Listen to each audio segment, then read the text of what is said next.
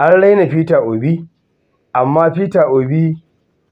ya yi rawar gani ko yana yin rawar gani a iya abin da yake tafiya a yanzu. Ba yana nufin wai yana yin nasara, domin jihohin da ake kawowa na kudu dama ya kamata a ga yana performing, amma dai zai samu ƙuri'ar da ba a yi zato ba. Dalili shine duka arnan ƙasar nan Peter Obi suka zaɓa, da na kudu da na arewa, saboda su dai arnan kudu ba za su zaɓi Tinubu ba saboda ya zo arewa ma musulmi ya ɗauka. Wannan shine dalilin. Saboda haka su Peter Obi ne ya rage musu, su kuma ba su zaɓi Atiku ba. Sannan dama wannan zaben a fili take cewa kowa iya da ƙarfi ne a yankinsa, amma dai mu abinda ba mu ji daɗi ba, akwai wasu yankuna musamman jihohin nan guda uku, idan ka ɗauki Zamfara, Katsina, Sokoto, wannan jihohin da aka fi kashe al'umma a mulkin APC,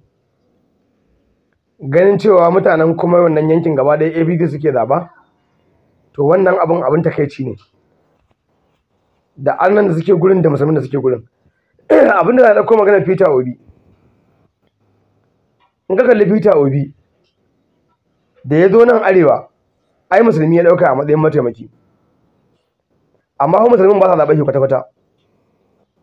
ba sa zaɓe shi. Abin da za ba su zaɓe shi ba,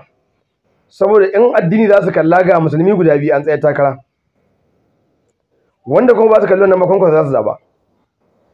Kuma wannan sakamakon zaɓen a yanda yake tafiya a yanzu, wataƙila ƙarshensa zai biya mutane mamaki sosai kuwa,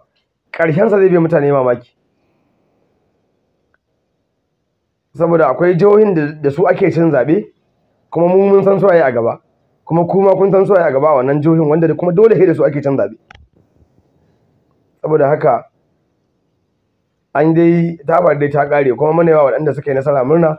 domin mu a nan Kano murna ma ta riga ta zo cikin, ba abin da zai zo daga baya na sakamako ya ɓata mana rai. Domin ni wallahi iya nasarar kawo Sumaila ɗin nan, ni ɗan Kano Santaral ne, ni a Kano Santaral nake, amma nasarar Rufa'i Hanga sanatan Kano ta tsakiya bai min daɗi kamar nasarar kawo Sumaila ba,